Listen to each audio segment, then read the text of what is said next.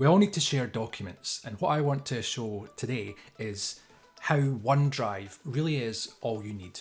So forget Dropbox, forget WeTransfer, forget any other applications that you might use to share documents, because OneDrive is for that. OneDrive, it really is all you need, not just for sharing documents, but for storage. It's backed up in the cloud, you can access it anywhere, you've got version history, the list goes on. The list goes on. So I want to encourage you to unlearn the habit of when you want to share a document with a number of people, attaching it via email. Because I often ask people, what happens if the file is too large to be sent via email? That's quite often when I get told, oh, zip it. And I don't take offense to that anymore. But yeah, you could zip it, you could break it down into smaller parts. Back in the old days, you could burn it to a CD, DVD, send it via post, things like that. All workarounds that we don't need anymore when it comes to sharing documents.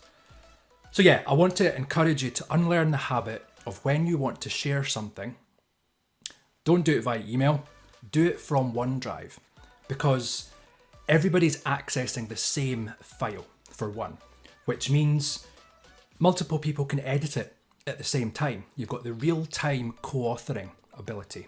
So how do we do that? Let's jump on the PC and have a look. So let me jump on the PC. So here's my OneDrive. I do have it mapped as a drive so I can see it through Windows Explorer view. You can also access it online, of course, but if I'm on my own PC, I'm accessing it here. And there's a document that I've created that I need to share with 2 or 3 people, not just so they can see it, but so they can perhaps contribute to it at the same time. How often in the past have you tried to work on a document only to realise it's been locked by unknown user? Who is this unknown user? Now we can all work in it together. So firstly, how do I share from here? Very simple. Right click on the document and choose share. It's as simple as that. I then decide on some settings. Maybe I want anybody that's got the link to edit it, or maybe I want to be a little bit more secure over who can access it. And there's all sorts of settings I can adjust here. Very simply though, I'm just going to change it to specific people. So 1 or 2 people that I want to share it with. Only they can access it when they've got the link.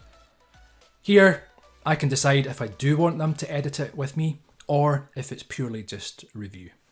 So I'm going to put it to allow editing. And then I just type in the people's email addresses in here. Some organizations have it set up for only internal sharing or external sharing. It really depends. So I will just share it with my other account here. Put in the email address.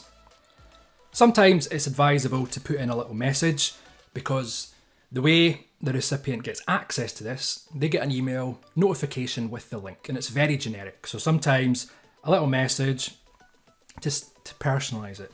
Here is the document we need to work on later today. And then I would just simply click send.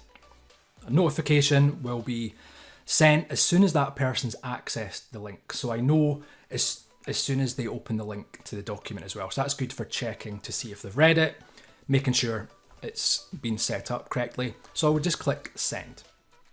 Simple as that. So that's my part done. The recipient receives the link, can open the document as well. And what's really good here as well, because like I said earlier, I'm trying to help people unlearn the habit of sending a document via an email attachment. Just by default, it's habit, isn't it?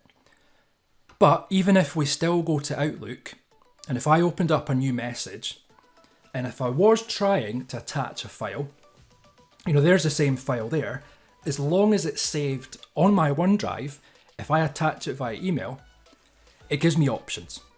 Who doesn't like options? So I can either attach it as a copy, old school, Or same idea here, share link.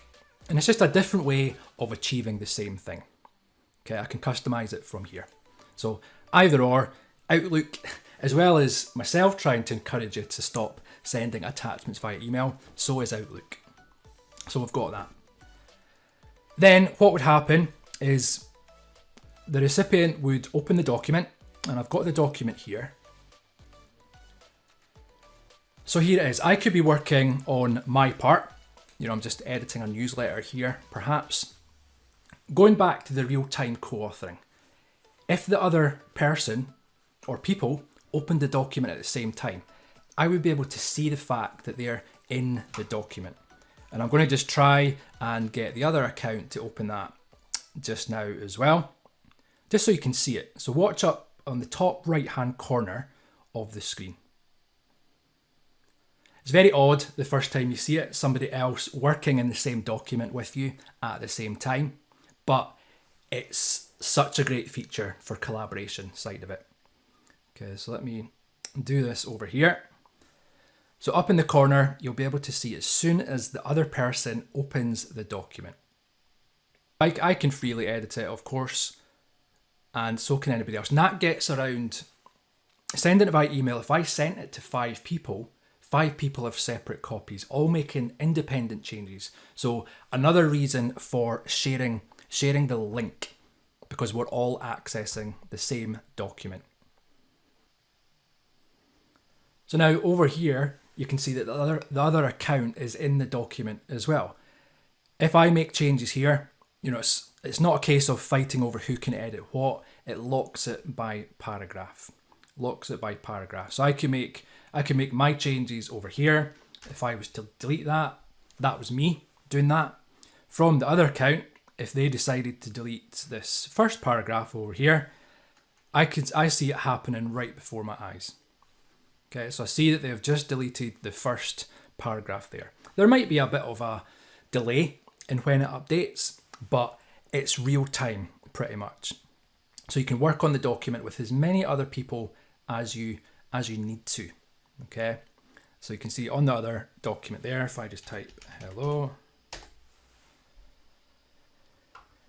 you'll see that that's where the other person is typing. Okay, so you can see that right there. So it all goes into the one document. You've got the version history in here as well, so you can see who's made what changes as well, all in the one document.